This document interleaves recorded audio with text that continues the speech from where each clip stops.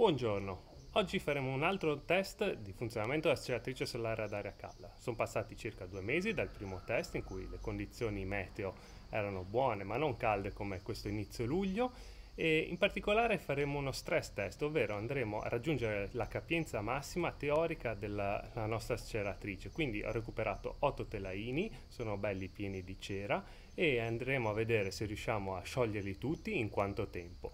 Adesso vi mostro il materiale e poi metteremo al sole la sceratrice e vediamo se funziona come tutto dovrebbe. Anche per questa prova useremo lo stesso materiale dell'altra volta, ovvero la vasca di raccolta della cera, il nostro collettore aerotermico e la scatola dell'arnia per contenere gli 8 telaini.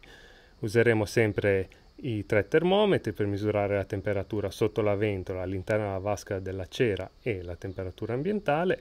Adesso andiamo a montare tutto e mettiamo al sole e vediamo come funziona. Allora, ho fatto bene i conti, la ventola ci sta giusta tra i telaini.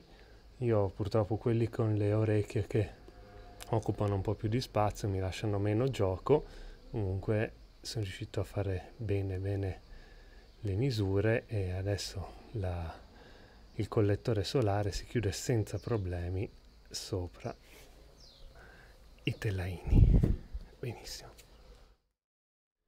Bene, abbiamo messo la sceratrice al sole, sono le 10:14, ci sono 26 gradi e mezzo all'ombra, lasciamo il termometro qua all'ombra, è stata appena messa al sole, vediamo già com'è la temperatura. Allora, il termometro sotto la ventola è già 31 gradi e 9 e il termometro nella vasca di raccolta della cera mi dà 27 gradi e 2. Adesso lasciamo andare e vediamo come procedono le temperature.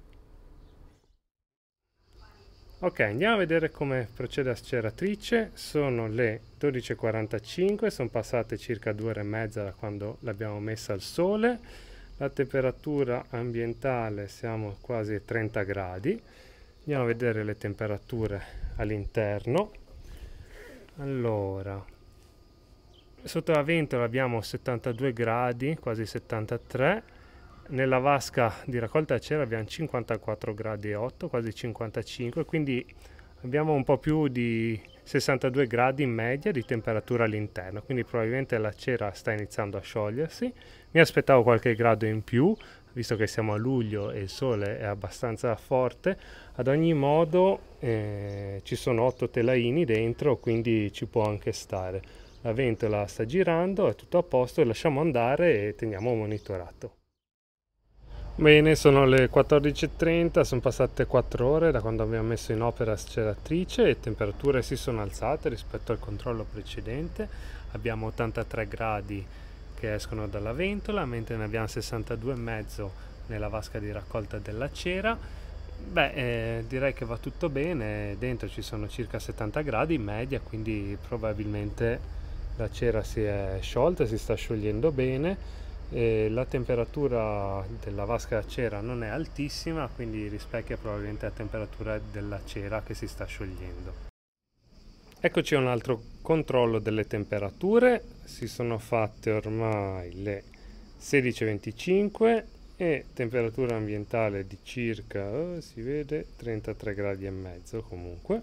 Andiamo a controllare come sono le temperature all'interno della sceratrice. Allora, abbiamo 88 gradi, quasi 89 da sotto la ventola e 66 gradi e mezzo nella vasca di raccolta da cera. Questo significa che le temperature non sono aumentate più di tanto, probabilmente ci troviamo in un momento ormai di picco di massima, insomma, delle temperature raggiungibili in questa configurazione e aspettiamo adesso il prossimo monitoraggio fra un paio d'ore e vediamo come sarà l'andamento delle temperature. Sono ormai le 18:30, ci sono ancora fuori 32 gradi, la sceratrice ormai è quasi all'ombra, andiamo a controllare le temperature.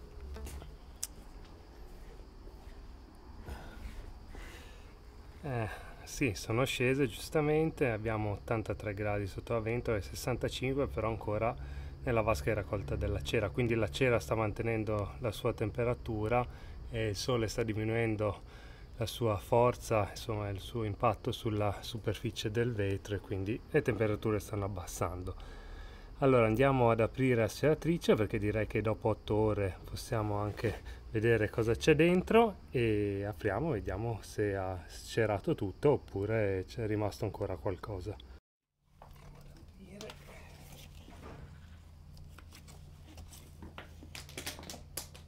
Vediamo un po'.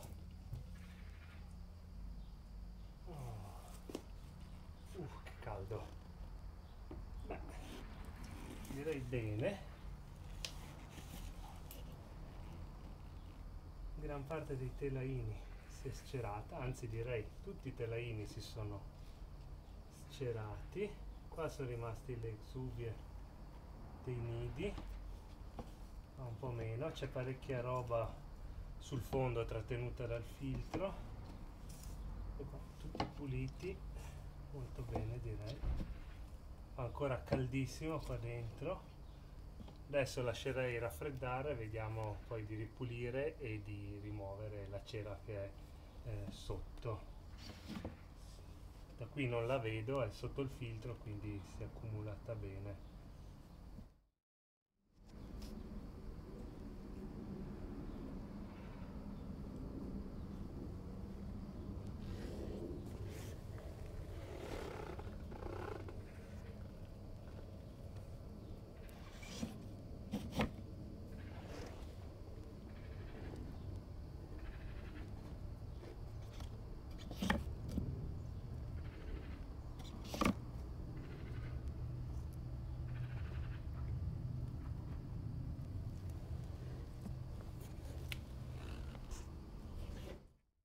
Oh, bene, sono veramente contento e soddisfatto di questa giornata di test.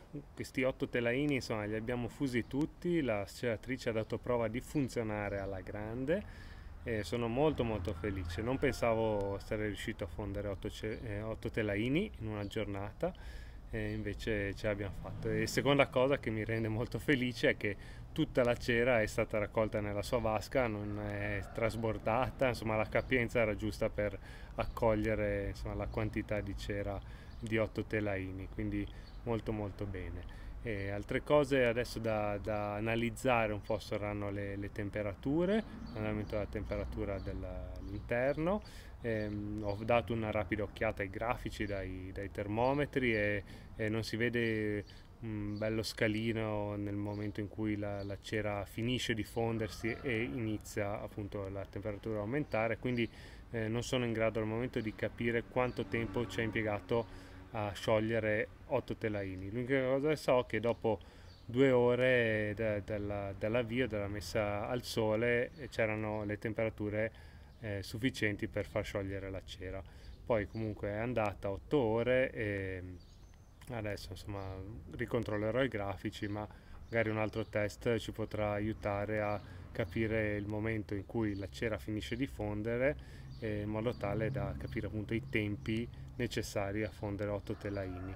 E altre cose, quando la cera si raffredderà, perché dentro ci sono ancora 50 gradi, la peso, vedo anche quante esuvie, insomma quanti rimasugli dei nidi, insomma delle covate sono rimasti, in modo tale da fare anche un po' un bilancio. E niente, poi farò altri test successivamente, sempre con 8 telaini. Ho alcune modifiche in mente da fare alla sceratrice, vediamo se potranno essere appunto efficienti, efficaci, o non cambierà niente, ma adesso faremo un altro video al riguardo. Bene, per oggi è tutto e spero che la cosa vi sia piaciuta, e insomma sono contento che sono riuscito a dimostrare l'efficacia di questa idea, e restate sintonizzati, facciamo altri video il prima possibile. E intanto a presto, ciao!